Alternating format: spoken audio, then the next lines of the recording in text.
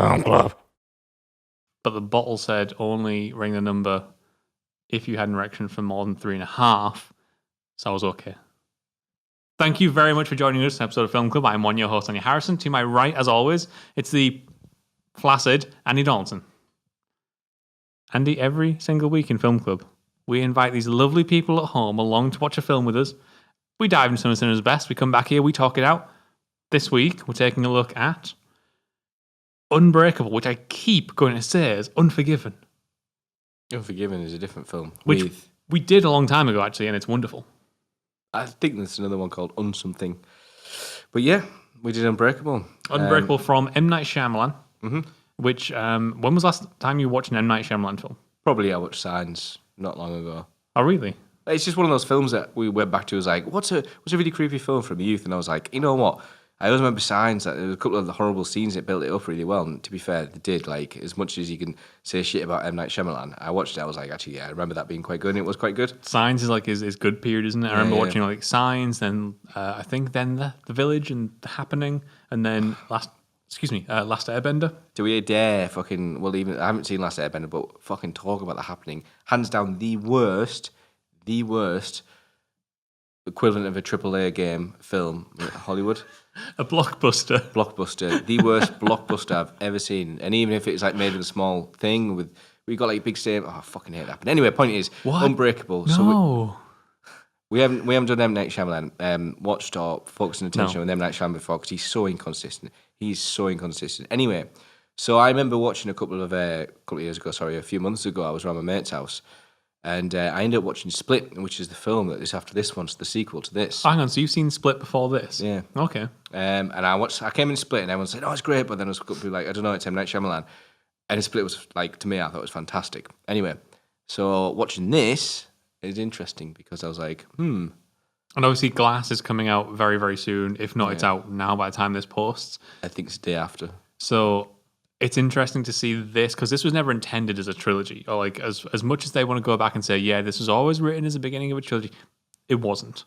This clearly was written as a standalone film. Then years and years and years go by, and eventually he goes and makes Split, and then straight away goes back into Glass. Yeah, which is interesting. I think he did that on the success of Split.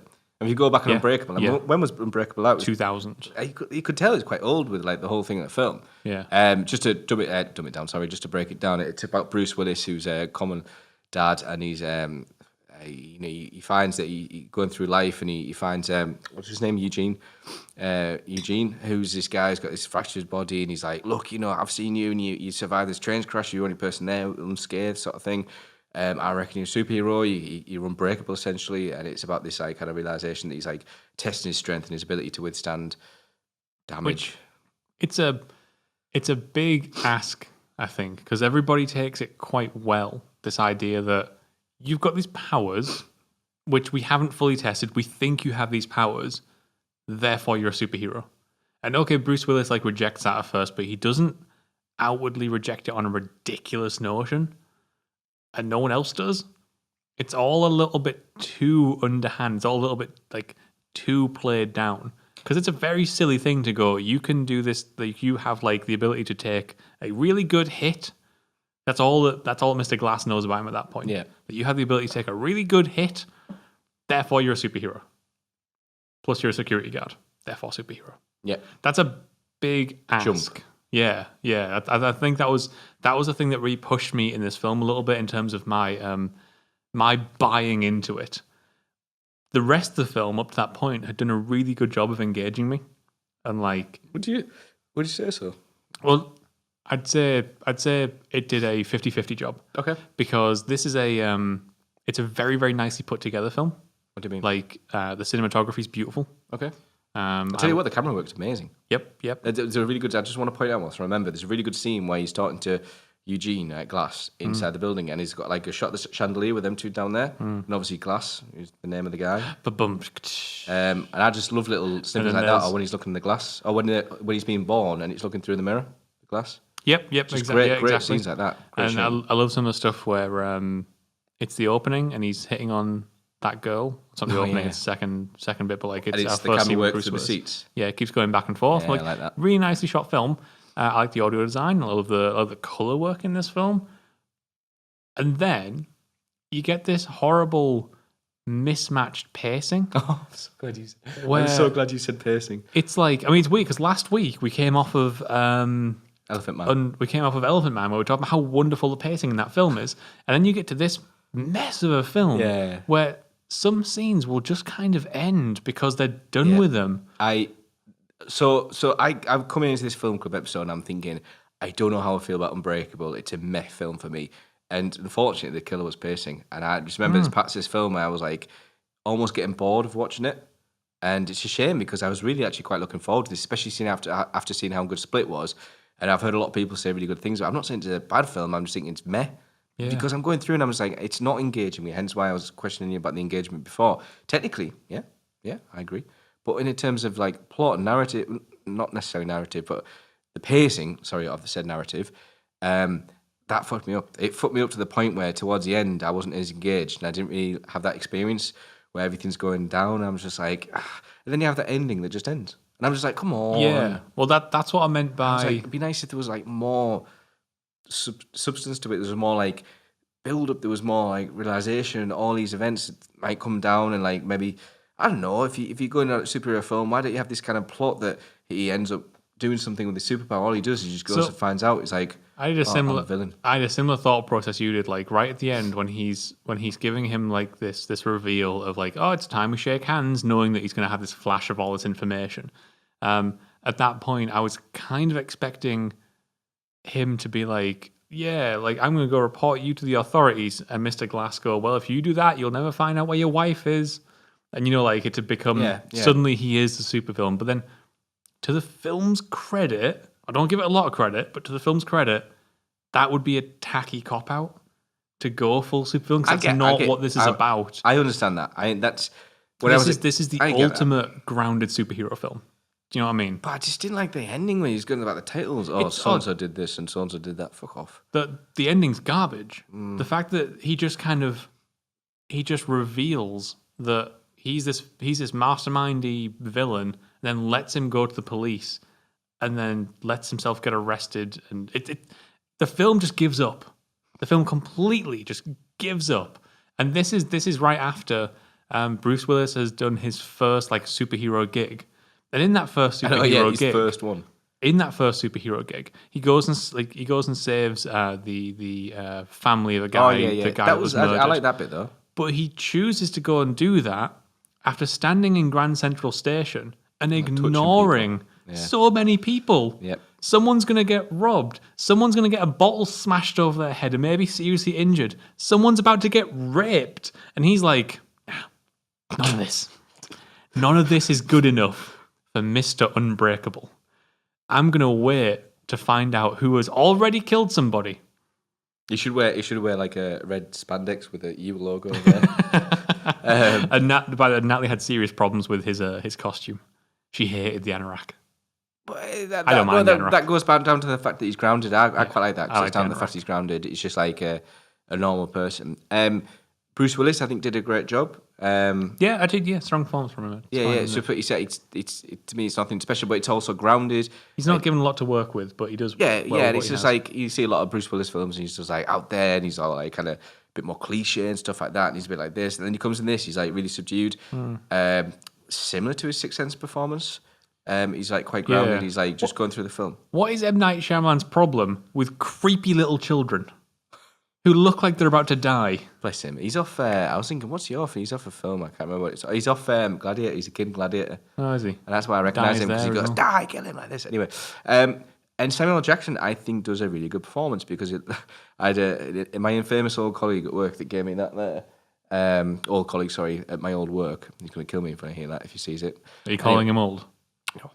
He's calling you old. Sorry. Anyway, so great guy, and but he fucking very old. Hated Samuel L. Jackson with a passion. I think I mentioned it. Like, what, in this film? No, in general. Okay. Because he goes, all he says is motherfucker, and he can't act. He's like this.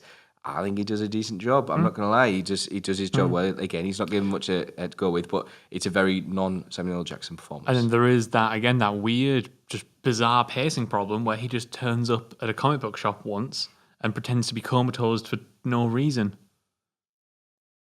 Go on. He's sitting in the comic book shop. The guy tells him to get out. Comics. And he keeps like grabbing the wheel so his chair like knocks into comic books. Why is he doing that? don't know. Why is he sitting in the comic book shop? And then at the end, he doesn't. Again, I was expecting him in that moment to suddenly like hold up the comic book shop or kill the guy or do something, but he just buys a comic. Like, what were you doing? So I was doing a tiny bit of research about this film. I realised something, and something that kind of fucked me up in my head a little bit, and that is Robin Wright, who plays Bruce Willis's... Robin Wright Penn in this. So, okay. So I actually realised, I was like, Robin Wright, it's for her from House of Cards. Then I didn't realise it's fucking her who's in Princess Bride, and it's her who's Jenny in Forrest Gump. Yeah. And I was like, fuck, what the hell? So it's like character that I just thought I was first introduced in House of Cards, then I was seeing again in this. Turns out I did not even realise I'd watched her about 10 episodes ago on Princess Bride, and then like all those years ago watching Forrest Gump throughout the years. I agree. To me, it's weird seeing her young here, because I'm kind of used to being Claire from House of Cards Where now. she's like quite narrow eyes, she's got the makeup on, and she's like really like... And the shape of her head seems to have changed. Yeah. The haircut, man. That threw me off a bit. And with her performance, not much of it, but what was there, fine. But that's what this film's about. It's fine. What you said about the camera. Which is weird then, that, 10, 15 years later, we give it a sequel, and then we give a sequel. No, but I think that works. Split's not a sequel. It's a spiritual successor, really, that at the end has a little nod to Unbreakable. The response from that is what I believe made Glass. Unless he had it in the works for a while. I'm not too sure. But Split doesn't really mention much at all apart from the end. Yeah, I know that, like... Just the whole no, I know, thing. I'm a no. Either way. Even the fact that we're talking about Split in this conversation is a spoiler. I'm aware that's the problem. I was kind of aware of it when it came out, unfortunately. But then now Glass is like this encompassing of their universe, isn't it? But from what I saw, and I know it's hard to tell off the trailers, but what I saw in the trailers for Glass, it has an awful lot of what Split is, and that's why I'm looking forward to it, because if you get a chance to watch Split, I thought it was fantastic. James McAvoy? No, the whole kind of like, when you get Glass in Unbreakable, you get this kind of like, this character doesn't really have much depth and everything. When you see Glass in the trailer for Glass, fucking hell. When you see Glass in the trailer for Glass, you see more depth of character like you did for James McAvoy in Split. Right. Do you know what I mean? Does that make sense? There's a lot of depth in Split. There's a lot of Glass there as well. Anyway, so meh for me, pacing was a big issue. Technically, it was really good and good camera work. It's a sort of film where I'm never going to tell anybody to watch Unbreakable, I don't think. I'm not going to be like my mates be like, oh yeah, it's really good. I do find it really weird that like 15 years later, this director went, I've made a film, and by the way, it's related to that one. And now everyone's excited for a sequel. I'm not asked about M. Night Shyamalan besides Glass because of how good Split was. And you love The Last Airbender. So anyway, there is Unbreakable. You can let us know in the comments what you thought of Unbreakable, or you can hit us up on Twitter, as always. You can tell Andy all about how much he's wrong to love The Last Airbender, or if you love Last Airbender, show him pictures of Aang, or Ong, as they say in that film. I've not seen it, by the way. We'll be back once again next week, though, where we will be back. We will be back. Andy mocked me a few weeks ago for saying we will be back with too many W's in there. So next week we're going to take a look at a Francis Ford Coppola epic that have you seen before? Nope. I have neither seen other than the opening in Apocalypse Now. We will see you later. We will see you later. Dick.